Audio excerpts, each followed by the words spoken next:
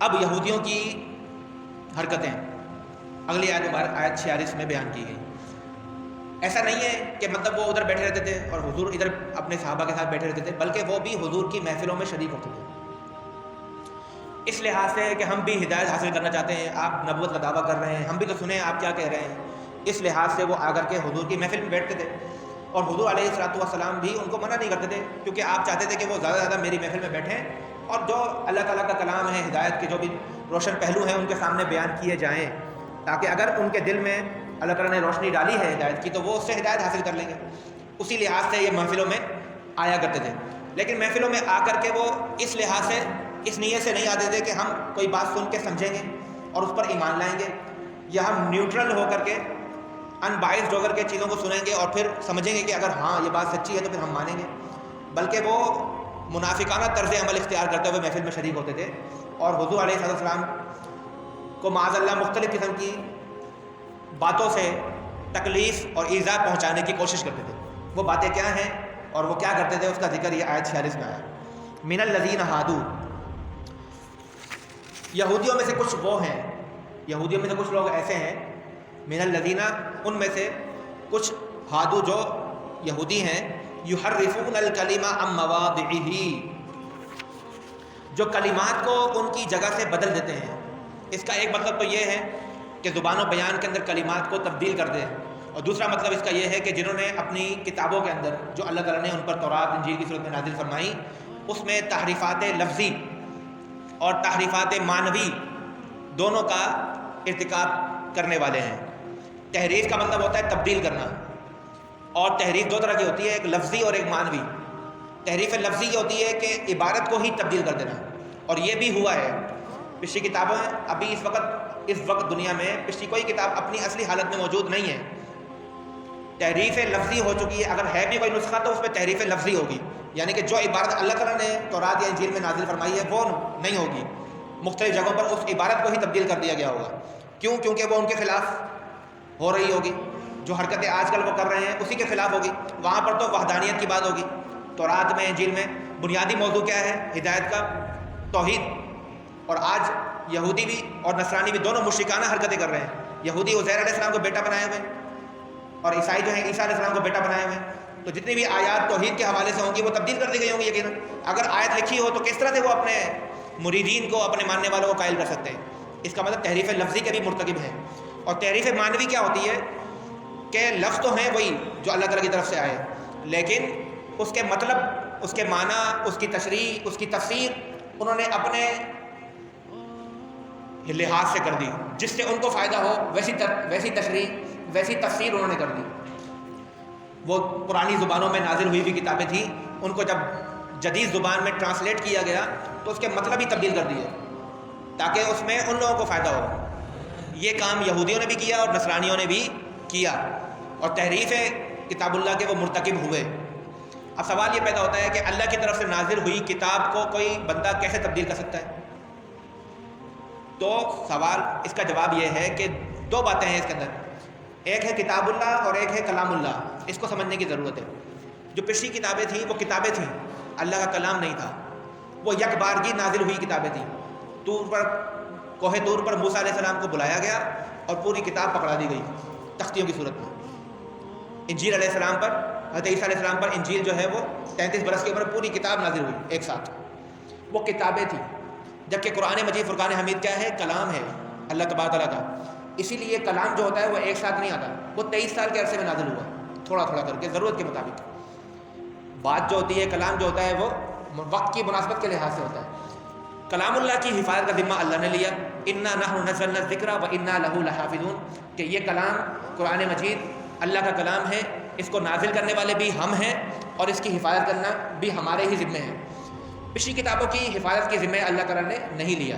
پچھلی کتابوں کی حفاظت کا ذمہ اللہ تبارک تعالیٰ نے نہیں لیا. وہ کتابیں تھیں اس لیے ان میں تحریف ہو گئی. یہ اللہ کا کلام ہے، اللہ کی صفت ہے، اس میں تحریف ہو ہی نہیں سکتی. اس کی حفاظت کس کے ذمہ ہے؟ اللہ رب العزت کے ذمہ ہے. تو یہ اس کا بنیادی فرق تھا. تو تحریفات لفظیہ اور تحریفات معنویہ کرنے کے مرتکب ہوئے. اور یہاں پر یہ بات بھی آپ سن لیں کہ تفسیر جو ہم قرآن مجید کی بیان کرتے ہیں اس میں ایک شک یہ پیدا ہو سکتا ہے کہ تحریف معنوی، کیونکہ لفظی تحریف تو کوئی قرآن پاک میں نہیں کر سکتا. مختلف حفاظ کرام موجود ہیں جنہوں نے اپنے سینوں میں قرآن کو محفوظ کیا ہے. میں اگر ایک زبر زیر بھی غلط پڑھوں گا تو حافظ صاحب پکڑ لیں گے کہ یہ کیا پڑھا. لیکن ترجمہ اور اس کی تشریح، اس کے اندر میں اگر کوئی غلط بیانی کروں گا تو شاید ہی کوئی آپ میں سے پکڑ سکے. لیکن اس سے بھی ہماری حفاظت کس طرح سے ہوئی؟ علماء کرام اور مفسرین کرام، جنہوں نے سب سے پہلے تو صحابہ کرام کا طبقہ، جنہوں نے حضور سے قرآن کو سیکھا، اور پھر صحابہ سے تابعین نے قرآن کو سیکھا، تابعین سے تبع تابعین نے قرآن کو سیکھا. اس کو کہتے ہیں تفسیر بالروایت.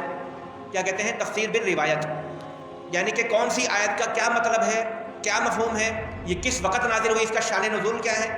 یہ جو چیزیں ہیں یہ روایت سے ثابت ہیں.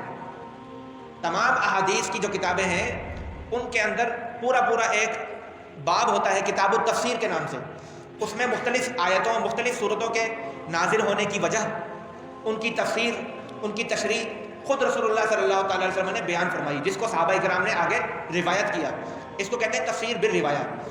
قرآن مجید فرقان حمید کی بعض آیات ایسی ہیں جن کی تفسیر خود قرآن کرتا ہے. اس کو تفسیر القرآن بالقرآن کہتے ہیں.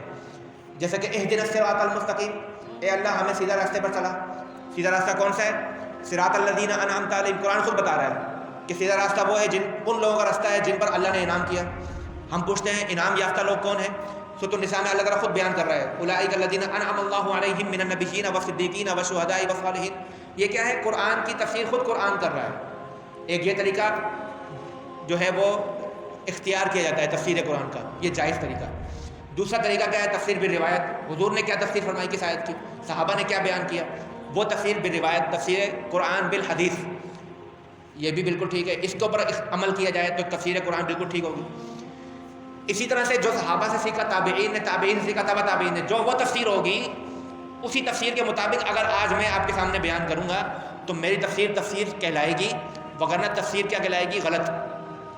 اس کو تفسیر بالرائے کہیں گے.